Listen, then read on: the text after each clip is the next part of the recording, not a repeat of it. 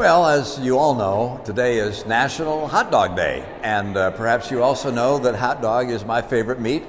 I love hot dogs. I love them in buns. I love them outside of buns. I love them with baked beans. I just like hot dogs. It's the best, best meat there is, without question.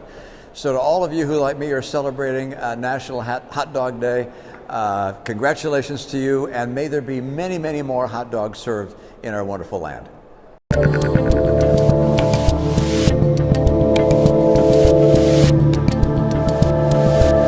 Hello, people. It is July 20th, 2023. That's right, just one day after National Hot Dog Day.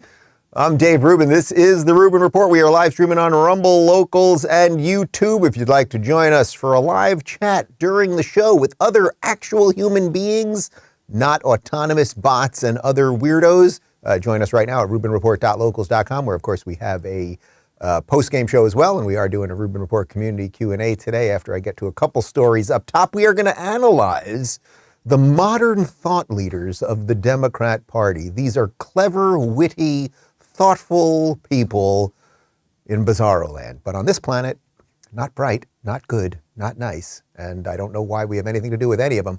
But before we do anything else, yesterday was National Hot Dog Day. I did not know that until I saw that very viral video of Mitt Romney walking the halls in D.C. telling us that it was National Hot Dog Day. I'd like to play the video again because there's so many things in this video that sort of perfectly encapsulate why everyone hates politicians and why I often said throughout the years, for as frustrated as I may be with Donald Trump right now, that Donald Trump is far more authentic than any of these people. Can we play this thing again? Well, as you all know, today is National Hot Dog Day, and perhaps you also know that hot dog is my favorite meat. I love hot dogs. I love them not a meat.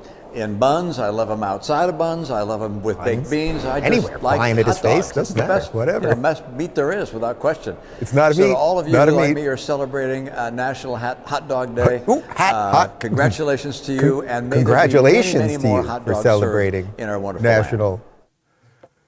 Like what?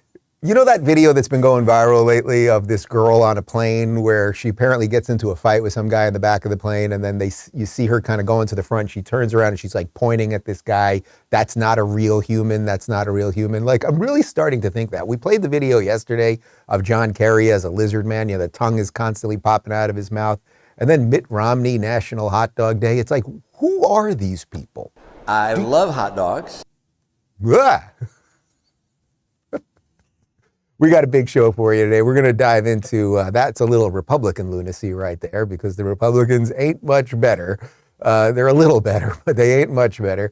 We're going to dive into mostly just like the general state of insanity of the Democrat Party. Like, there's been so many things in the last couple of days, and we've been mostly focusing on the Republican primary stuff. So we're going to dive into that. And as I said, a community Q&A. Real quick, let me talk to you guys about Route 66. Last week I shared a story about the iconic Route 66 highway that stretches across the U.S. from Chicago to L.A. I also shared some of the challenges for survival that many of the small businesses have been confronted with since the construction of the U.S. interstate freeway system. Although more efficient, the interstate design bypasses many of the once thriving shops scattered along the mother road and has nearly driven them into extinction. Reintroducing one of our newest sponsors, Route 66 Revitalization. That's what I'm doing right now. This is a nonprofit organization that was created to bring awareness to the forgotten businesses still trying to survive along the old Route 66 corridor and ultimately preserve the nostalgia of the little shops and restaurants that represent a booming time in America's past. Yeah, we used to have a booming America. Pretty good. One of the current projects that the Route 66 revitalization team is working on is to revitalize the California Route 66 Museum located in Victorville, California, halfway between LA and Vegas. This American treasure nearly closed several times over the years. However, the museum's dedicated volunteers began paying for operating expenses out of pocket to keep the doors open, and amazingly, it's still free to the public. In an effort to draw more awareness and tourism to the museum, the Route 66 revitalization team acquired and donated a historic 1968 Santa Fe Railroad caboose and are in the process of relocating the train car to be set adjacent to the museum to create a new buzz and new traffic. Hoping to complete the caboose relocation project this week, the Route 66 revitalization team is asking for your support. To help, you can send donations through their secure website at www.route66revitalization.com, or you can access the donation page by taking a picture of the QR code below with your phone. You can also make donations directly to Historic Route 66 Museum at info@caroute66museum.com. It is a worthy cause. And now back to me. Okay, let's dive into the Democrats. And when you think about the Democrats, you think of the AOCs, the Ilhan Omars, the Rashida Tlaibs, the Gavin Newsoms, the Gretchen Whitmers. It is a clown car of just nonsensical stupidity, horrible people, and usually botched face work. But AOC particularly, she's just the queen of all of the nonsense. And she's very upset that occasionally people say mean things to her on the Twitter. She tweeted this out about the Twitter. LOL, LOL, I have never experienced more harassment on this platform than I do now. People now pay to give their harassment more visibility.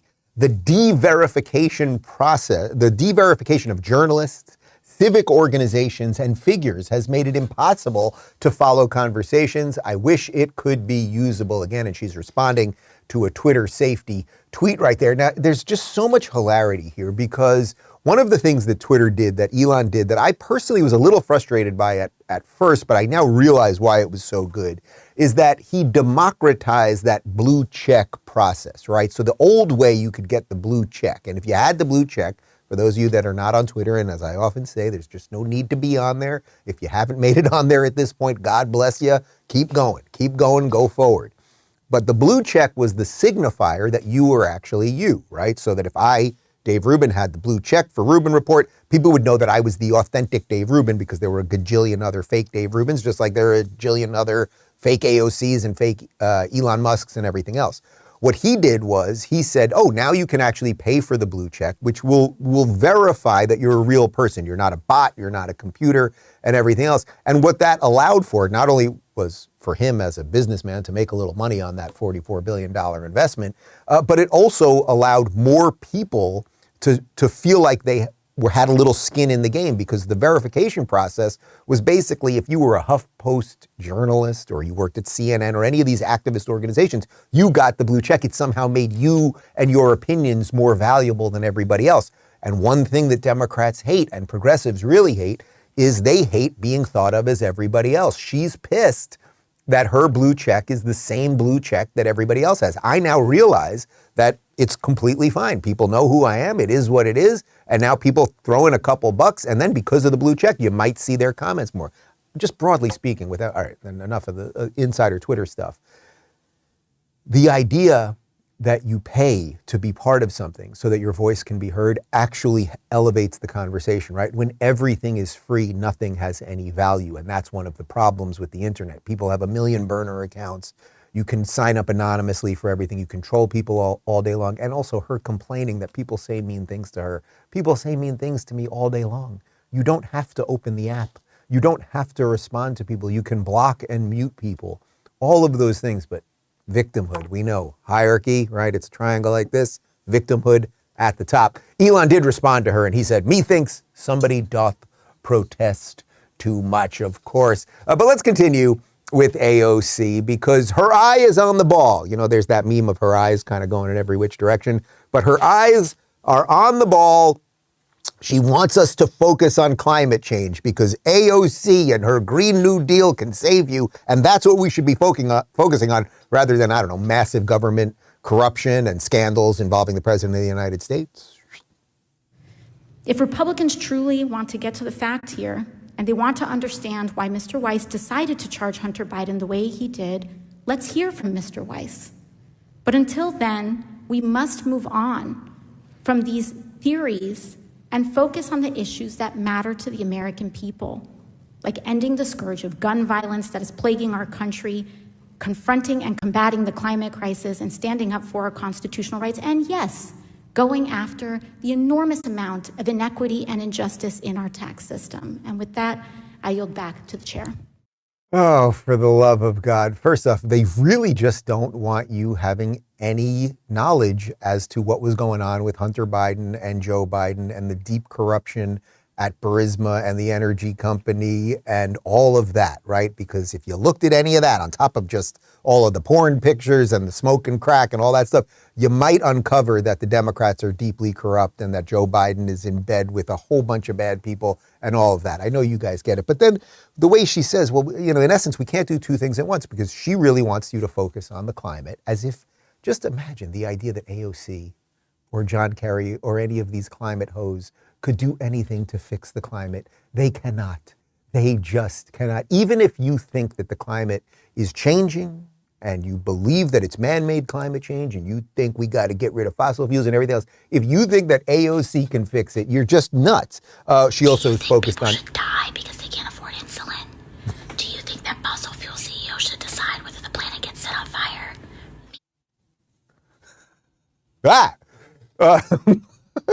You're freaking me out, man. The other thing there is she's also wants to focus on ending gun violence. Of course, she never talks about, say, a place like Chicago. Can I get the numbers, Brock? Can you get me the numbers? How many people were shot in Chicago this past weekend? She never talks about how the places that have the most gun regulation are often the places that the most people are shot and killed. There are many reasons for that. Generally speaking, good guys don't randomly shoot people, so they never want you to think about that. When she talks about gun regulation, what she means is we want to take guns away from as many law-abiding citizens as possible so that the government, us, we will have all of the guns. I'm getting the gun numbers on the fly. How many people? Wow. I am absolutely shocked. There were only 13 people shot in Chicago this weekend. 13 people, and only one person was killed in Chicago by gun violence this weekend. We should probably just end the show and go celebrate. You guys want to go to, where do you want to go?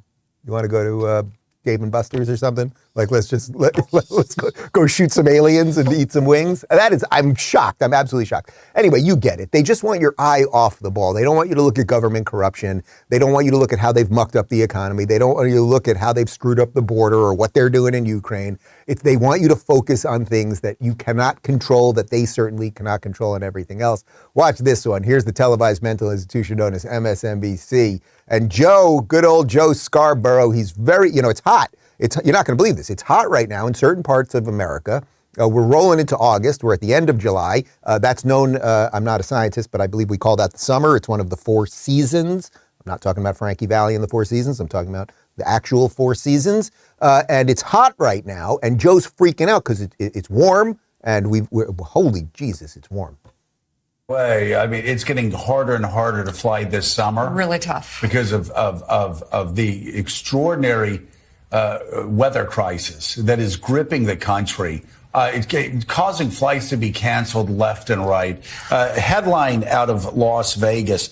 Delta flight canceled when heat-related illnesses hit passengers headed from Las Vegas to Atlanta. 108 degrees outside, 4 hours on the tarmac, and people inside the airplane suffering heat-related illnesses.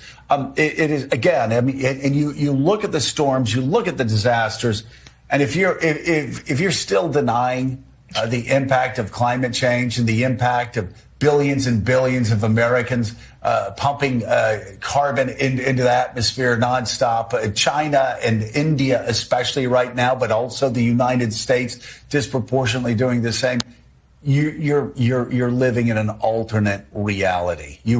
Yes, Joe, I am living in an alternate reality than you, because you live in bizarro, progressive psycho land, and I live on planet Earth. Everything you just said there, of course, everything you just said was completely nonsense. It's hot. Let me get this straight. It's hot in Las Vegas at the end of July. It got into the hundreds in Vegas in the end of July. The plane that he's referring to is because the air conditioning broke on the plane. That does happen on planes every now and again. I'm guaranteeing almost everybody watching this has been on a plane where they've had an air conditioning problem. It does happen every now and again. And people are saying it's very hot in Arizona right now. That's been a thing. It's very hot in Arizona. Connor, you are from Phoenix. Can you tell me, as an Arizonan, growing up there, you're a young kid, you're out there on your bike in the summer, How would you describe the weather? And this is, you're in your 30s, so this is a while ago. You don't go outdoors. He's saying it's warm. It was warm when he was a child growing up in the summer in Arizona. Do you understand this? And that this Joe and you billions of Americans with your carbon and your fossil fuels. And it's like all of us could shut down all of our cars and our gas stoves and we could sit underground eating goo. And China and India would actually still be pumping all that crap into the atmosphere. That's how it works, people. But thank God we have Democrats, because Democrats will save you from heat. They will do everything they possibly can. Here is a woman who has more artificial injections in her face than almost anyone in public life, short of Madonna. Yes, that's right, Nancy Pelosi, hide the children. But she's doing it for the children. She's fighting the climate for the children. Elections have ramifications. I'm happily in a place where I can continue to be working politically. But I would hope that we could be working in a unifying way to bring people together, Democrats, Republicans, declines to state, as we call them in California, so that we're there to honor our oath, to uphold the law. No one is above it, and to be respectful of women, because that, again, is really important for our country. I'm there for the children. And so my judgment about anybody is what they are doing is harmful to the children, whether it's the air they breathe, the climate crisis that we have, their education, children learning, parents earning. We have a wonderful country, and we have to recapture some of the greatness that, again, has been put in doubt by the current leadership in the Republican Party in the Congress of the United States. Our children, our children, our children. That's the Crypt Keeper. They're doing this stuff on the fly with me, people. She freaks me out. Like that woman, imagine you're a small child, Nancy Pelosi, it's evening, you wake up, you see Nancy Pelosi's face. You're going to freak the F out. Nobody should ever have to see Nancy, especially without makeup. Can you imagine what she looks like? But look, guys, she's doing this for the children. And at the end where she blames all of the problems, they're actually it's because of the Republicans. The Republicans are not in charge of the Senate. The Republicans are not in charge of the White House, but it's those mean Republicans making the earth hot. It's hot. Somebody do something. Oh my God. But thank God it's not only do we have AOC, great gal, we've got Pelosi, we've got good guardians of truth like Joe and his sidekick over there, whatever her name is, Mika. We've also got John Kerry, and he's out there. He's flying in the plane all over the place, and he's telling everybody they've got to stop doing stuff that he does. Here he is, and he had a conversation with the vice president of, look at this. I had a constructive conversation with Vice President Han Zhang, this is the Vice President of China, today about the climate crisis, a universal threat to humankind and imperative of the U.S. and China to work together to address it. Of course, John Kerry is really just going around begging people to do what he wants. Here he is at a press conference chatting about climate change with the Chinese, and he just really wants them to do something. But guess what, guys? China's going to do whatever the hell it wants. China and the United States are the two most powerful economies in the world. We also happen to be the two largest emitters of greenhouse gases. And so the imperative of our two countries coming together and working and showing the rest of the world how we can cooperate and begin to address this with the urgency it requires. Guys, he's very, very concerned about the climate, and he flies all over the world to tell everybody how they should live and what they should do. And you know damn well the guy's worth hundreds of millions of dollars because he married into the Heinz family. Yes, the Heinz ketchup family. His wife is Teresa Heinz Kerry, okay? But it's very important that you don't do certain things, like use your gas stove, right? That's very important. And he's going to fly private all the time.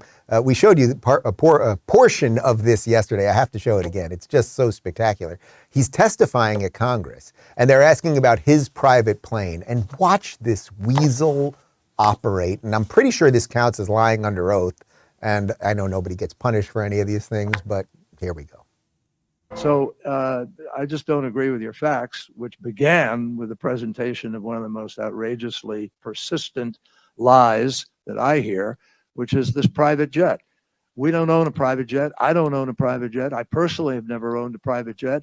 And obviously, it's pretty stupid to talk about coming in a private jet from the State Department up here. It just, honestly, if that's where you want to go there.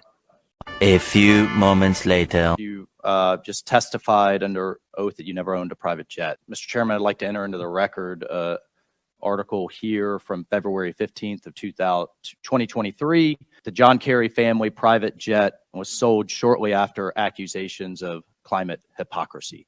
Mr. Secretary, do you stand by that testimony that you've never owned, or I personally, your family? by your family? Personally, yes, my wife owned a plane.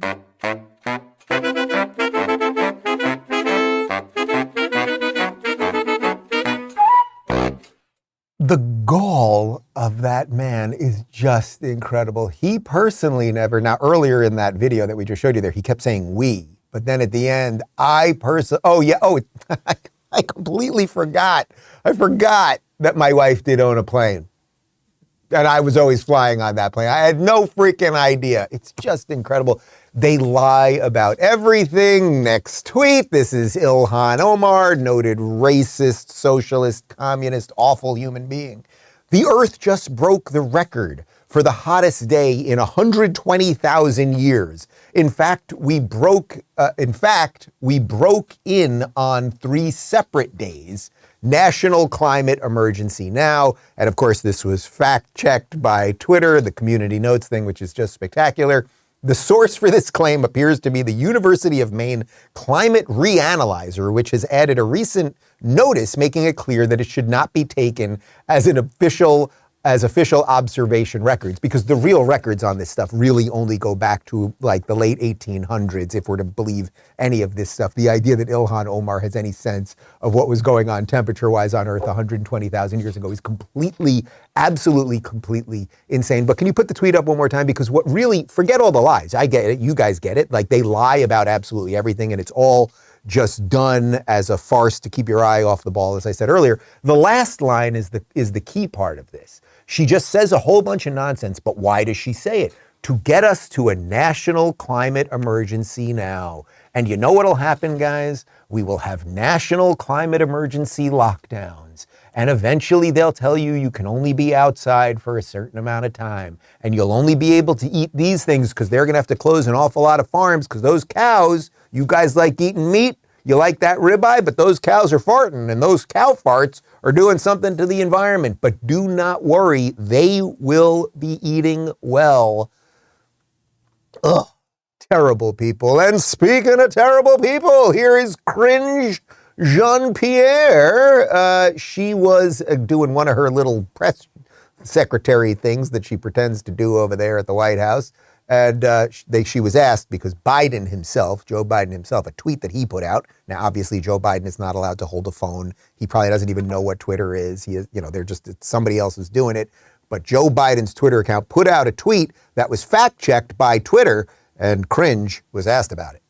The president had a tweet out last night saying that real wages for the average American worker are higher than they were before the pandemic. That tweet has now been annotated with a message from the platform saying that is not factual, and they have some stats and some charts footnoted along with that. Do you welcome that kind of contestation from tech platforms? We disagree. Do you have any? Well, we disagree because we're looking at the data from February of 2021, and what we've seen is that wages have gotten stronger, have increased. We've seen that Bidenomics has been really helpful in getting to make sure that we build an economy that leaves no one behind. No, well, we just disagree with the fact checkers. We just make up numbers, sort of like we do something called the Inflation Reduction Act, which actually just means we print a whole bunch of money, which actually causes inflation, but we put reduction right in the title of it, so you don't really have to think about it, do you? Which really just gets us to the nice linchpin of everything that I've done for the first 20 minutes of today's program. A simple line by Joe Biden when he was campaigning, when he actually did tell the truth. We choose unity over division. We choose science over fiction. We choose truth over facts. You know, we're living in a society. We choose truth over facts. We choose truth over facts. They make up something that's true and they choose it over facts. I do accept that. Guys, let me tell you a little bit more about Route 66 and then we'll get to the community Q&A. But before I do, let me sip a little coffee out of this beautiful Route 66 mug that they sent me. That is a fine two-tone mug right there. That's very nice. Guys, I mentioned the amazing work that the Route 66 Revitalization Group is doing to help the mom and pop businesses scattered along the old Mother Road. Your donations are for an amazing cause and will help Route 66 Revitalization team continue their mission to help preserve the priceless gems along the Route 66 Mother Road. Again, to offer your help, you can send donations through their secure website at www.route66revitalization.com, or you can access the donation page by taking a picture of that It's there. The QR code right there. You can take a picture of it. It'll pop up on your phone. And now, back to me. All right, let's get to a little Rubin Report.locals.com community Q&A. And by the way, since we have the live chat going during the show, why don't we do this, Phoenix, today? We will throw in a bonus question at the end on the fly from someone during the program right now. Gamma says, we have created a generation that considers any form of discomfort or inconvenience traumatic, which means that literally all jobs are toxic work environments. Dave, is there a way to reverse this destructive cultural malaise? Right.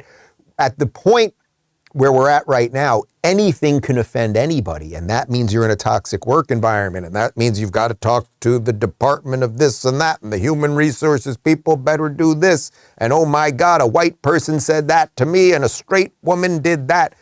It is demolishing everything. That's what people really need to understand. Like, you can joke about it, or dismiss this woke stuff, or go, okay, a bunch of kids with blue hair are screaming about something. But those people with those brainwashed, terrible ideas related to collectivism and racism and all of these things, they start moving up in the world, right? And I think a lot of people, this was a big thing on my show for those of you that have been watching us, really since probably 2016, 17. When I first started talking about what was happening with the modern left, and I was always using the phrase regressive left, right? That became a meme in and of itself because I said it so often. One of the things that people would always say to me was, Dave, these kids are just college kids, and when they get out in the real world, like the real world will show them what's up. Like then they'll wake up, they'll be smacked with reality, and that'll scare them straight. And what we found out was that the real world folded like a wet paper bag, in essence, right? These people then became department heads in HR departments. They became people that were pushing DIE. Look what they've done to Disney. Look what they've done to Bud Light. Look what they've done to Target. Look what they've done to, look at the people that now are government officials in states and cities like Los Angeles, where you now can steal $850 worth of stuff. But if you steal $900, you're in trouble, which is why I always say you're allowed to steal a PlayStation 5 and about 5 games. But if you steal that 6th game, you take, give me a game. Madden, come on, I could have done that. I was going for something like with a gun or something. If you take too many of those, then you're in trouble. It's all nonsense and it destroys everything, and we must fight it and not hire these people. It really is as simple as that. If you're someone, own a business, or you're in a position of hiring, you really have to make sure to discriminate. And I really mean that. Discrimination to some extent is not a bad thing. You don't want to discriminate based on an immutable characteristic, but you should discriminate on someone's idea set. And you do not want to bring any of these people into your organization. By the way, whether that's whether it's where you work, whether it's your religious institution, the school that you send your kids to, or anything else. Arnie says, have you ever wished you were born a different species? Ooh, that's interesting. I mean, when I was a kid, I wanted to be a Jedi. That's not a different species per se. I'll tell you, having lived here in Florida right now, the lizards are doing pretty well out here. We have so many freaking lizards here. I showed you a couple pictures of these massive, 6-7 foot iguanas that they're fighting with, but they're hanging out. They lay in the sun all day. They're just enjoying life, breathing slowly, calmly, eating every now and again. They shit all around my pool, we're working on that. That's a problem. But they're living a pretty solid life. So I don't think I've ever thought of myself as really cared to be another species. I guess a canonical asexual, perhaps. Would that be a different species? Daddy, I want to see a movie with a canonical asexual. If you don't know what I'm talking about, watch yesterday's show. Jay says, instead of confuse the cat, we might play confuse the woke. Question. If we divide 123 genders by white supremacy, how much climate change do we have? Answer. It depends on how many Teslas Musk sells.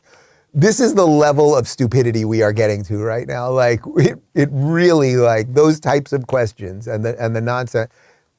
Look, everything I just showed you from AOC, like, it's all just drivel with these people. And again, you've just got to mock them into oblivion. Cindy says, did you ever think of doing a carnivore diet like Jordan Peterson? You know, I've never done it strict. Like Jordan, as I've told you guys before, he's actually, I don't know how much he's saying about it publicly, but I know he's diversifying his diet a little bit right now. I think he's mentioned that publicly. But for years, because of a bunch of autoimmune issues he had and health problems and some stuff related to depression and a whole bunch of other things, he did the complete elimination diet. Literally, when we were on tour, he would have a ribeye for breakfast. He would have a ribeye for lunch. He would get a tomahawk that probably could feed 4 people for dinner. Steak, I'm talking about, medium. He would always get it medium. And with just a tiny bit of salt, nothing, no oil, no pepper, no nothing, no sides, no greens, nothing, no potato. And he would get that big ass tomahawk, and then he would have that in a bag snacking throughout the day because he couldn't eat the tomahawk for 4. So I ate a crazy amount of red meat when I was with him, but I usually was doing something green on the side or occasionally some potatoes or something. And sometimes obviously I didn't get steak. I mean, we have a pretty good dietary situation around here. We try to do lean proteins. We do a lot of red meat. We did lamb last night, but with just vegetable and maybe some like simple rice or simple potato. And I'm trying to drink a lot of water and stay hydrated because it's hot here in the summer in Florida. Somebody alert the climate people. But no, I never thought about doing it so specifically. Fortunately, right now, I don't have any like major health problems or autoimmune issues or anything like that to do something so severe as the elimination diet. But it worked for Jordan. It really did, and it might work for you. Bonnie says, I've heard a lot of commentators say that Ron DeSantis doesn't have the charisma or wit that Trump has. I think he should lean into that. We're not looking for a comedian or who is the best at sarcasm and witty comebacks. We need someone who has the policies, the cojones, great word, and can actually do what is best for America. Your thoughts? I totally agree with you. I totally agree with you in that what I am looking for from a president are the 2 questions that I keep bringing up lately, right? Do I roughly agree with the stuff that you believe in? Are we ballparking it enough? Doesn't have to be everything, but is it ballparked enough that I agree with you? And then the second question, which is the more important one, do you think this person can accomplish those things? DeSantis, for me, question 1, yes. Question 2, absolutely, right? But we should acknowledge that that's not what everybody is looking for, right? A lot of people want the show. A lot of people want the reality version of all of this that Donald Trump offers. A lot of people want the owning and the destruction and the memes and blah, blah, blah. So you need to do both. I would say I agree with you on this.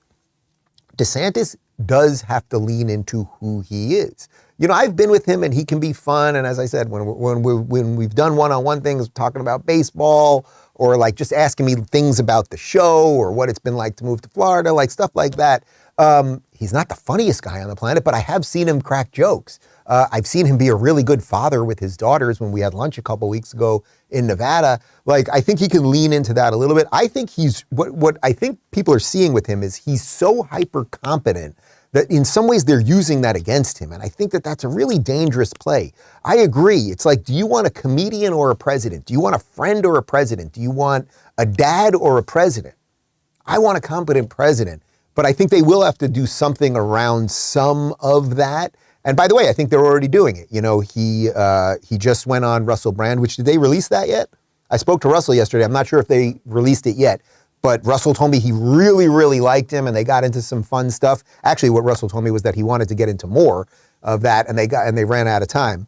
But do Russell Brand, do Rogan, as I said, get up there, fight with the ladies of you, let people see you in a little bit of a different way. You obviously wear t-shirts on the weekend. Let's see some of that and loosen it up a little bit. But again, patience, guys. We're 7 months away from the first primary.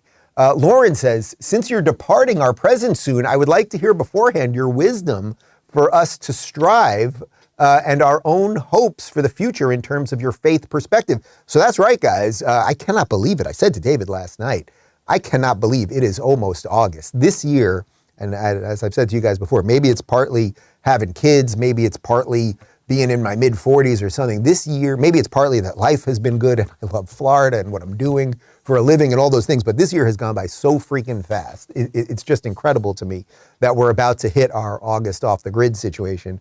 Our last show, actually, what's the date on that? The 27th, right? Yes.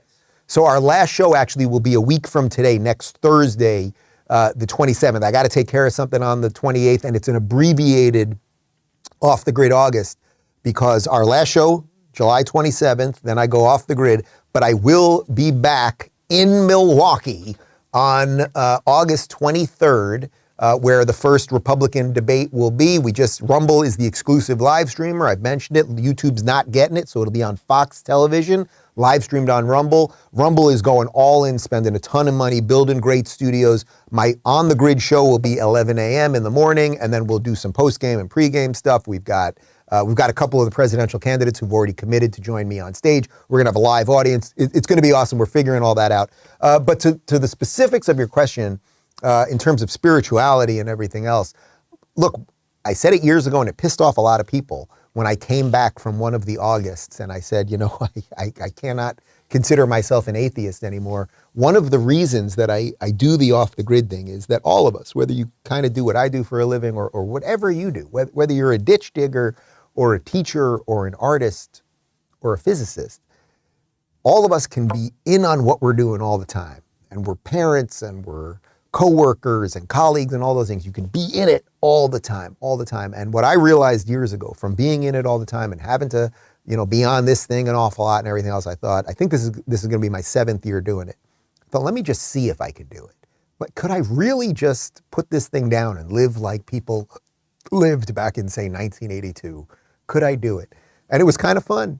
And then I did it again and again. And each year I started gaining more perspective. One of the coolest things about it is, and this has happened to David as well, because he mostly does it. Now with kids, obviously it's going to be a little bit different this year, is I have found that literally old songs just start playing in my head and I can remember every freaking word of old songs. I start out of nowhere, like 2 weeks in, I'm thinking about a friend in 3rd grade who I haven't thought of in 20 years ago. Like some stuff, there's so much stuff in all of our brains that we are so cluttered with nonsense that we can't get to, but it's all there and it gives me a month to reorder everything and then come back with fresh eyes. And I think that is the, at a very kind of literal level, I think that is the spiritual kind of move that I was looking for throughout this. So I cannot wait. And I hope you guys will try it, even just try it on the weekends. We're going to put some content up when we're off, but maybe do it for a couple days, see how you can make it work. And August is a good time to do that. Shelley says, Dave, how did you meet your Rubin Report team? Connor, Brock, Daphne. I probably missed a few names. If I did, forgive me. It's apparent that you all have different personalities that blend together an amazing outcome of friendship and respect. Look at us, guys. We're like the hobbits. You know what I mean? We're like the hobbits. How did I meet these you're the OG at this point. Connor has been with me the longest at this point, and it was it was 3-4 years back, and we were looking for a new director. Things were changing during COVID and all that, and we got an email from this guy in Seattle, and I said, don't hold it against him, and it turned out you lived, like a block away from CHOP. It was during that semi-autonomous zone where the crazy, methed up racists had their own 4 blocks in Seattle, and I was like, this guy's interesting to me. Let's see what happens. And we did one Zoom, and we liked him, and then we did an in-person thing, and it's been great. So look at you, give it. And Connor's running the board right now, so he gave himself a round of applause. That's nice. Let's see, who's been with me next longest? That would be you, Phoenix. Phoenix was originally my intern from 4 or 5 years ago also, something like that. And I offered Phoenix a job. He was like, no, I want to stick through and try to go to college and see what happens. And I was like, I don't know what you're doing, but okay. And then one day, he came to me, he said, Dave, I tried the college thing, but if that offer still stands, I'd love to be part of the team. I think we hired you maybe literally that day. And then obviously both these guys moved out to Florida with us. Daphne has been with us even longer. Brock, you are a young, fresh face in this thing. Daphne, I met she was at PragerU before all of this, and I was doing my last PragerU, I think it was my last PragerU 4-minute video, right? And Michael, who was my previous producer before Phoenix, Michael knew Daphne, and we were chatting a little bit. And the funny thing about PragerU, they have 1 million employees there. There are like hundreds of people everywhere, everyone's saying hi to me, and more people know me than I know them. So everyone says hi, blah, blah, blah. But I do remember walking down a hallway with Daphne, and she was very sweet and friendly and offering to help however she could. And then I think maybe 3 or 4 days later, Helen, who was my previous assistant, who I absolutely adored, and Helen, she still watches the show, so shout out to Helen. She had some family stuff and decided to go in a different direction, and then 2 weeks later, Daphne was on board. And then back there, we have got a special guest today, Michaela, our current intern, who lives in Pittsburgh. She is here this week because we're doing the big Rubin Report community meetup next week. So next Thursday, which will be my last day on the grid, that night, we're doing a locals community meetup in Miami. So if you want to join us and have some drinks and food and all that good stuff, you can join us for that. So Michaela came to town to join that. And Michaela, I think, was just watching the show, and we were looking for an intern. And I Skyped with a couple of people. She was by far the best, and here we are. And then we've, of course, got Chris, who is in an undisclosed location. He does a lot of the back-end stuff on YouTube. And Chris has been with us for the longest. Even beyond you, Connor. Chris, I apologize. You have been with us for the longest, and Chris is an absolute all-star. So much of our channel growth and how you guys get the videos and everything else. And then finally, Brock has been with us. Well, Brock, you've been with us longer than Michaela, but Brock only in the last, how long now? About December of last year. We were looking for a new social media guy, marketing guy. I interviewed a couple people. Brock's, all his, the resume and everything was just absolutely perfect. And he used to work for the Chicago Bulls and Toronto for Turning Point USA, and between basketball and just getting the space, and he's a master. And he said, Dave, you got to get on TikTok. And I said, I am not putting Chinese spyware on my phone. And he said, Dave, I'll do it for you. So he has the Chinese spyware on his phone to work for me. And I thought, what a good man. That's the longest answer I've ever given for a Q&A. Let's keep moving. Eurasian says, so leftists like LADA, George Gascon, think no one under 18 should ever be tried as an adult, no matter how serious the crime, because the science says human brains are not fully mature enough to make rational decisions until around age 25. But leftists also think 8-year-olds should be able to decide if they should have their junk cut off. Do you think this hypocrisy reveals some other agenda is at hand?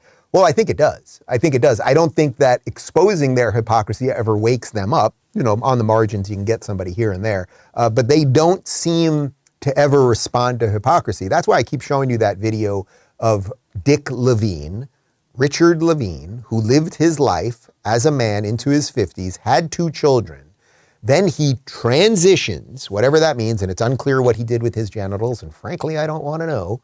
And now he's for transitioning young kids, despite the fact that he says his greatest joy in life was having those children. I honestly, it's hard to think of something much more evil than that. You say that you are, the greatest joy in your life is that you did not transition so that you could have these children, and now you do not want to keep, you want to basically allow for kids to just be able to do whatever the hell they want.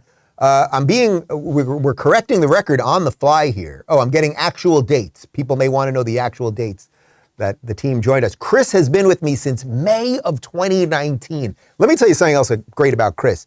What Chris did, Chris emailed us and he said, hey, I've been watching your show for a while and I see what you guys are doing on YouTube and all that. And I'm a YouTube optimization guy. I deal with all the back end stuff. He said, let me work for you I think I'm right about this. Let me work for you for a month for free. Let me just do some stuff for you. And you let me know if it works out. And not only did it work out, but every month now we crush our numbers virtually every month across the board. Watch time, views, individual viewers, monetization, the whole thing. So Chris has been with me since May of 19. Phoenix has been with me since May of 20. So you were my intern before Connor. I stand corrected. Holy cow.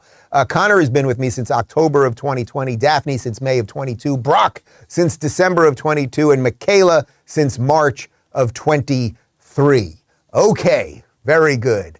And Connor is not taking back his applause that he gave himself. So that's good.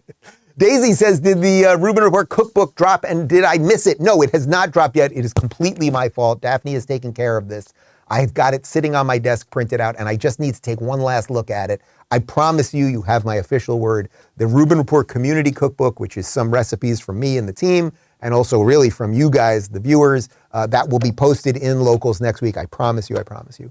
Christine says, name a life lesson and leaving California doesn't count. Ooh, I mean, that's, move to a place where you're free. That's like Dave Rubin 101. I'll give you a life lesson. I'll be corny for just a moment. I can tell you that in the almost year now, because Justin's almost one, he'll be one on August 6th, of being a father, and not just a father for one kid, but two.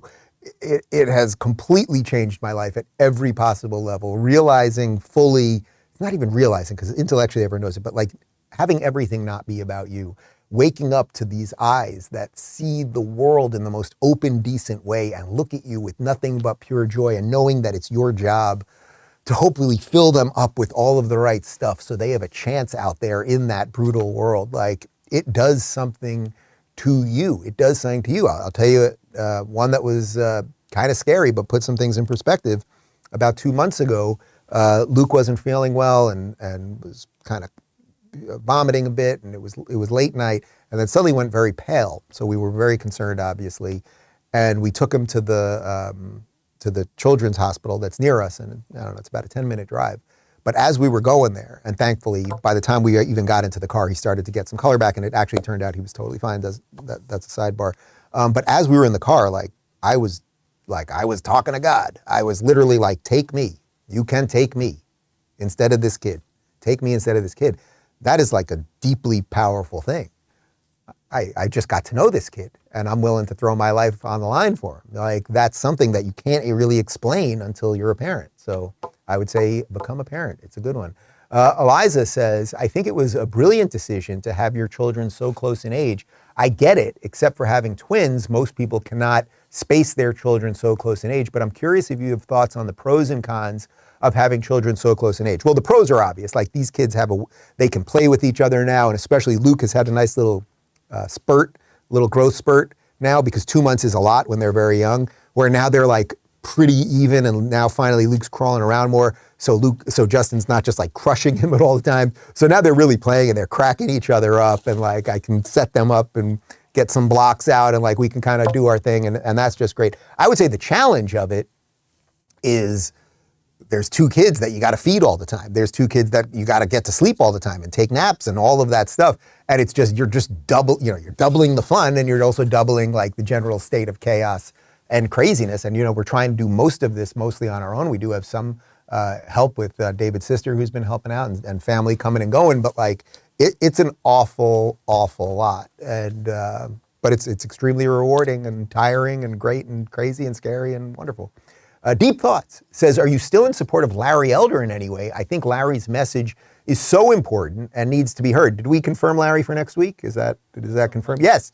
Well, Larry Elder is confirmed for the Rubin Report program next Monday, if I'm not mistaken. So we'll probably get that up on Tuesday. Larry is running for president. I don't think he has the 40,000 unique donors yet to get into that debate, which is one of the reasons I wanted to have him on quickly before I get off the grid.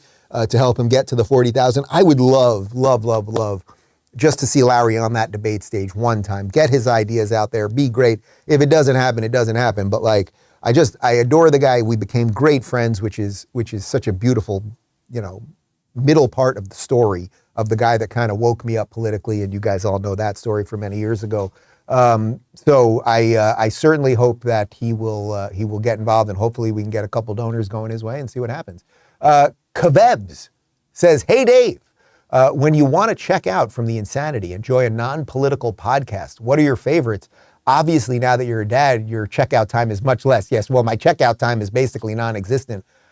Truly, I don't listen to any podcasts. I don't. I see clips of different things like throughout Twitter, from Twitter during the day and that kind of thing. I watch the same things I watched in 1989. I watch Seinfeld. I watch old episodes of The Simpsons, and I watch old episodes of The Golden Girls. That's pretty much it.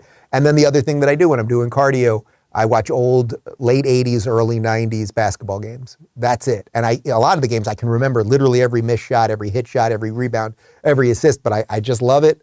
It's a way of escaping. And the last thing that I need at the end of my day is just more politics and all that. Quinn says, since you've campaigned with Larry Elder and Ron DeSantis, what would you say the pros and cons are between the two? And what did you learn about politics from those events? Well, it's interesting because, Larry and I campaigned together during the recall, and it was such an absolutely crazy time because especially I did events with him around the LA area. So you got to remember, this is peak COVID, Cali craziness, LA particular brand of craziness. So to be out there with people, and it felt like Trump rallies, so many great Americans and flags and joy, and everyone's calling Larry a white supremacist, and I'm out there and all these people, white, black, otherwise, gay, straight, all cheering the guy on, and it was so fun, and it was just like an endless party, and it was a long shot, right? It was a lark. It was like, I don't know, can this thing freaking happen? But I really believe if you're going to do something, you got to go all the way. So I believed.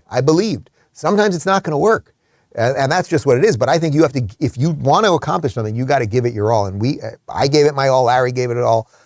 Cali did not agree with us, and Cali will, I would say, pay the repercussions. They're feeling the repercussions of that right now. But it was just a great joy. And I would say on the DeSantis front, I've actually only done one sort of specific campaign with thing with him once so far, which was Nevada a couple weeks ago, and I freaking loved it. Like, we were at this ranch about an hour outside Reno. There was like a mile-long cars. It's very hot this time of year in Nevada. Tell that to Joe Scarborough. So it's, it's like 95, sunny, beating down on us. I'm burning up. But we're on stage. We weren't on stage together. I gave my talk first, then the governor went on, and it was just great. It was this, what do they call it? The Basque fry. So they literally fry lamb testicles. That's the main food people are eating throughout the day. They also did have chicken. And the kids were there and the people were there. And I just love, for any of you that saw me there, and I know many viewers did, it's like, I love being out there saying hi to everybody, seeing everybody. People always, the thing is, what AOC doesn't realize, people mean online, in real life, they're pretty great. And what did I learn about politics from those events? The main thing I learned from these events is that people, for the most part, at least the people who come to, say, right-leaning events, they really are willing to disagree on a couple things. They love this country and they want to figure a way out of the nonsense. So some of them may have religious beliefs that might be different than how I live. Some of them might feel differently on foreign policy or whatever, but it's like they really do want to put that stuff aside to live a good life and save this country. All right, we've got one bonus question. Deanna says, what did you get David for his birthday? So it was David's birthday yesterday, which was very exciting when we found out it was National Hot Dog Day. He did not know that his birthday fell on National Hot Dog Day. Actually, I really nailed the birthday present.